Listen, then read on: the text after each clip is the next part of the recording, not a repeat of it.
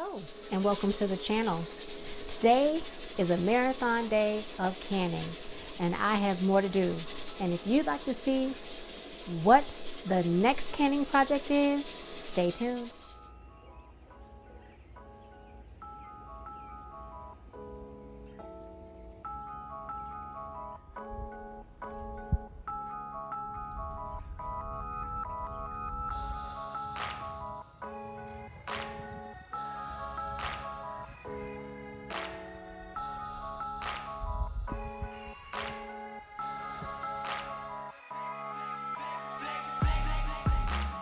The canner is going in the background, so you are going to hear lots of noises. I hope you all can hear me. The dehydrator is also going in the background, so I've been very busy today.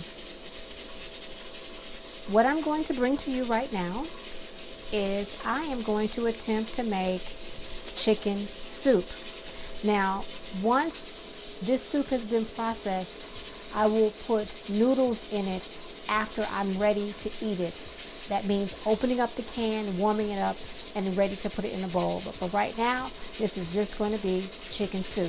I had some chicken in the freezer that I want to take out and process before it gets frostbite, or the winter comes and the grid goes down and we lose power.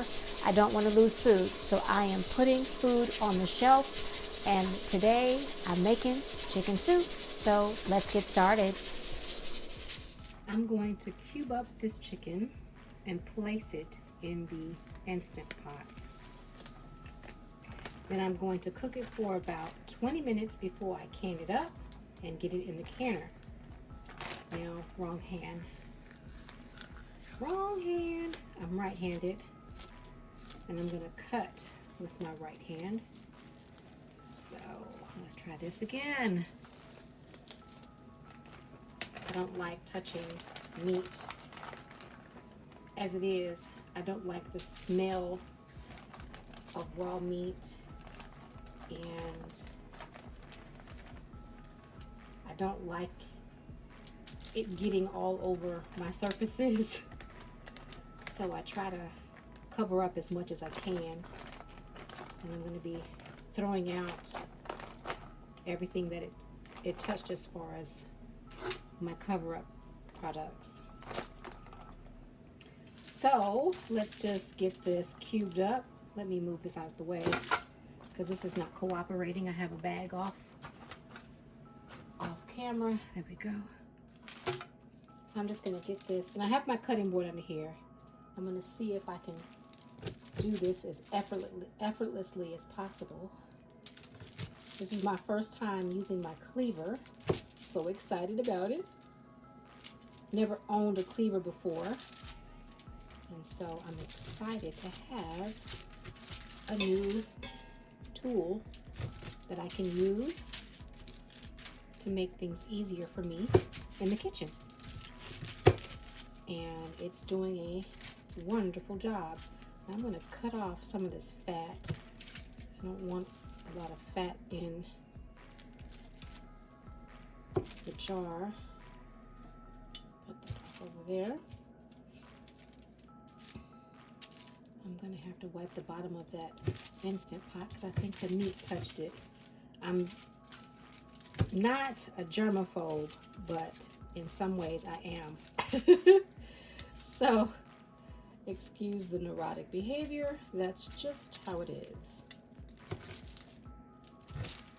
Right, so I'm going to cube this one up on camera, and then I'm going to cube the rest up off camera, and I will be back when I'm about ready to start the Instant Pot.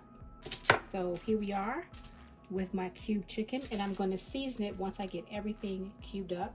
So in the Instant Pot it goes, just like so, and I'll be back once I'm done cutting up all of this chicken. I have cubed 12 partially frozen chicken breasts of varying sizes. They're in the Instant Pot, and now I'm going to season them, and I put as much or as little as I want. This is garlic.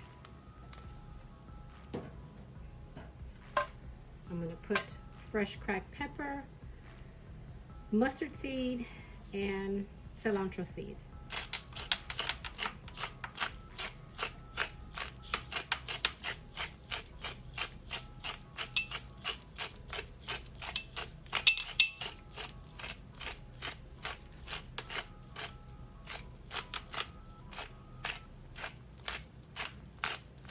There is a significant amount of meat in here.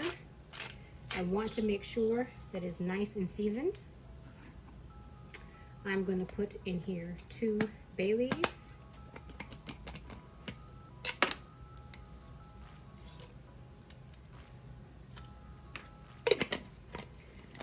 I'm going to also put some chicken flavor bouillon.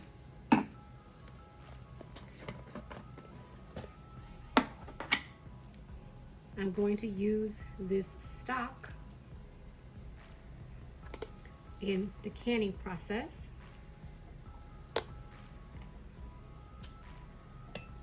I'm going to put 3 tablespoons. Now I'm going to fill this up to the max line, which is 2/3 of water, and then I'm going to turn it on. Now it's time for water.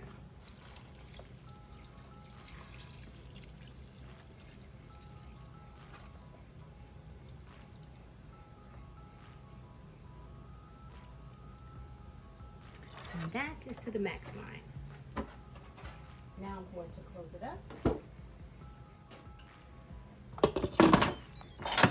Make sure it's on sealing and not venting. And now I'm going to turn this on to 20 minutes. I'm going to put the pressure button and let it cook for 20 minutes because I don't want this to cook all the way. I just want this to be partially cooked so that when I jar this up and put it in the pressure canner,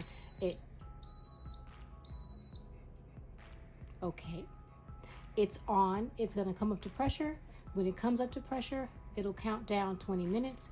But as I was saying, I don't want this to be fully cooked because it's going to cook in the pressure canner.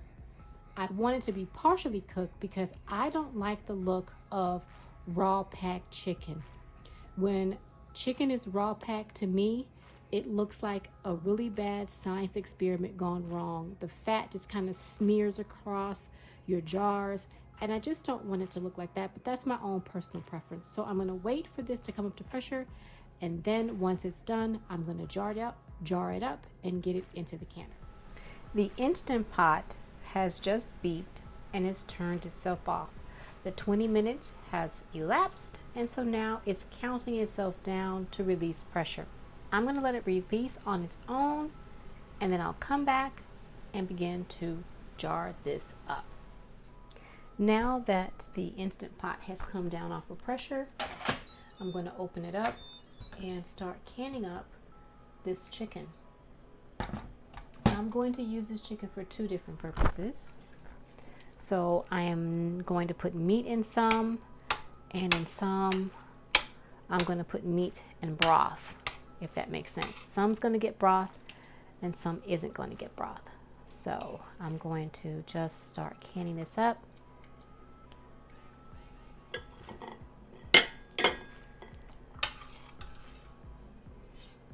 And I'm not sure how far this is going to go. I had roughly 12 chicken breasts. So what I'm going to do is I'm going to put, this is going to be one of the jars that I'm going to put broth in. And I'm trying to get this chicken to about a 1-inch head space. I'm not going to pack it in. So I'm going to add some broth.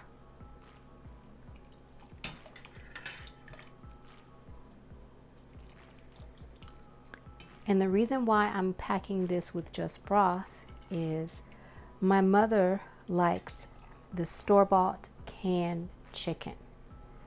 And I want to see if this will be a good equivalent. And I'm taking it to a 1-inch headspace. And if it is, then hopefully that will mean that won't have to buy as much, if any, store-bought canned chicken. So I've got some white vinegar, distilled vinegar off to the side. I'm going to wipe the rim of my jar. My jars have been cleaned and sanitized. My lids and rings have been cleaned as well. I ran them under hot water. I did not let them sit in hot water. And I'm going to put them on fingertip tight and then get them into the canner. The canner is nice and warm, so this is going to go over into the canner. So let me take the lid off and pop this over into the waiting warm canner. Look at that. Isn't that beautiful? Now I didn't need to debubble that because there didn't seem to be, well, you know what? Let me do it anyway, just in case. Want to make sure that I am absolutely not going to have a failure. I have my debubbler off to the side.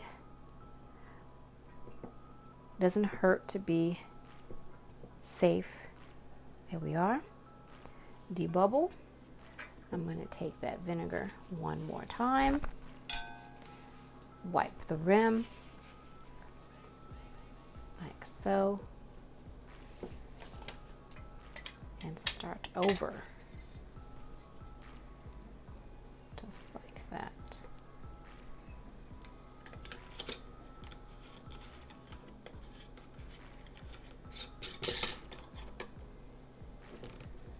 Fingertip tight. It's warm. I'm going to get this off into the canner. I'm going to start out with just 2 jars of the chicken, and then I'm going to start making the other, which is not canned chicken. So I'm going to speed this up and I'll be right back.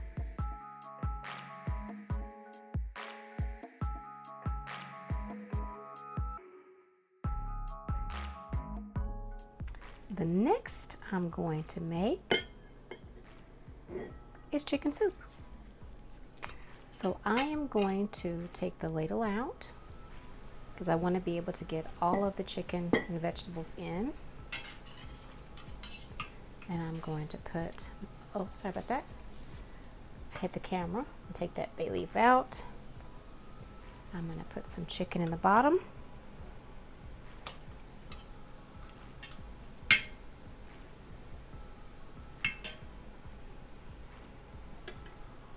Just like that. Let me get my vegetables. Off to the side, I have my onions, peas, and carrots. Let me move it over so you can see it a little bit. That I blanched because I wanted to make sure that they were warm all the way through because the peas and carrots were frozen. And those were already blanched, but the onions and celery were in the refrigerator. So that's pretty much what I'm going to put in so far. This is a new recipe for me. I'm going to fill it up the rest of the way with broth, and hopefully this turns out good. I'm not sure how many I'm going to get. I'm filling this up to a 1-inch headspace. I'm going to debubble like so. Uh-oh. I'm going to move it onto a paper towel so it doesn't slide around so much. Take that off and get my paper towel for the vinegar. Dip it in the vinegar, and I'm going to, looks like I could use a little bit more broth. It's not quite at a 1-inch headspace, so let's put a little bit more in there, like so. Yeah, it looks about right. Let's wipe the rim to make sure that we don't have anything on there and that I will definitely get a nice seal like so. And again, I rinsed off my lids and my rings. I did not keep them in warm water, but the jars were, they did have warm water in them. Fingertip tight, and I ended up putting the cap back on my canner because I needed to move it from where it was. So let's take that cap off and get this into the canner. Look at that. How does that look, you guys? Does it look okay? And in the canner it goes. Now I'm going to fill these the rest of the way, and I'll bring you back when I am done. I'll be back. I have filled up the jars. I have placed the jars in the canner. And so now we wait for the canner to push a steady flow of steam and the locking mechanism to pop up. 1 hour and 35 minutes later, it is time to turn off the canner. The canner has come down off of pressure. The jiggler has been removed off of the canner top, and I have opened the canner lid and allowed it to sit offset in a jar for the past 10 minutes. Now it's time to take the lid off and to remove the jars out of the canner. But first I check my handles because on my canner, my handles get hot. And I want to make sure that I'm not burning my hands as I remove my lid.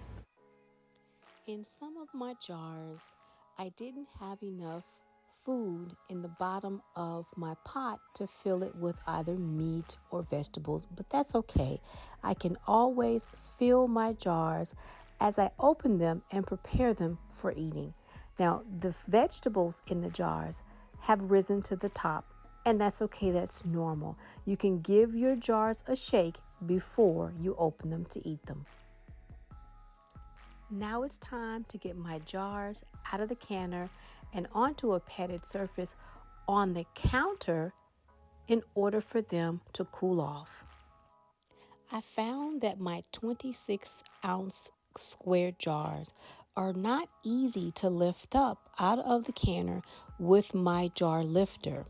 So this was a challenge trying to get these jars out, but I really like these jars, so I'm going to keep using them.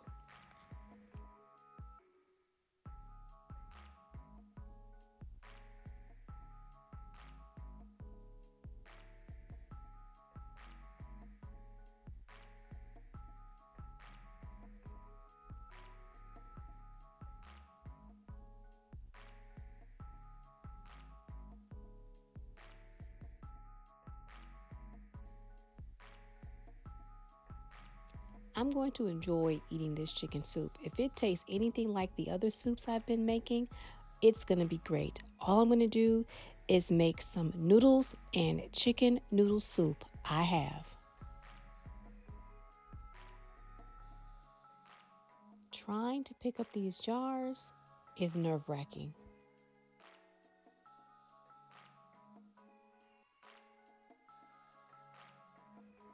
My fear with lifting jars out of the canner is that a jar is going to slip and break, and I'm going to have hot liquid and glass flying all over the place, cutting me up or burning me, and I don't want either one of those scenarios. I was already burned last year in the kitchen by a kettle of hot water as I was making some tea, so I want to avoid burning. Many years ago, I sustained cuts on my arm because a window broke and the glass shattered. I want to avoid getting cut as well. Been there, done that.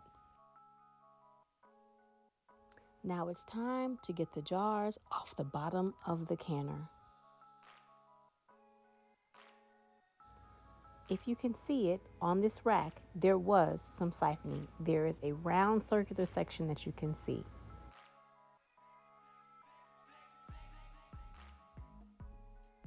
This is going to take a minute.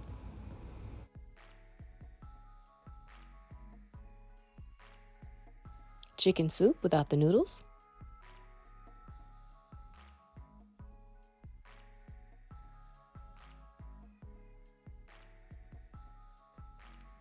Chicken and broth.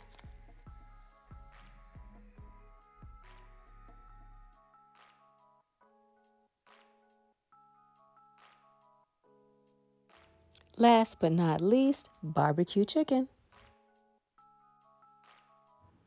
Here is all I canned tonight. I canned chicken noodle soup, chicken without the noodles. I canned some chicken in broth because my mom likes canned chicken. And I canned barbecue chicken. It is spicy, but it is good.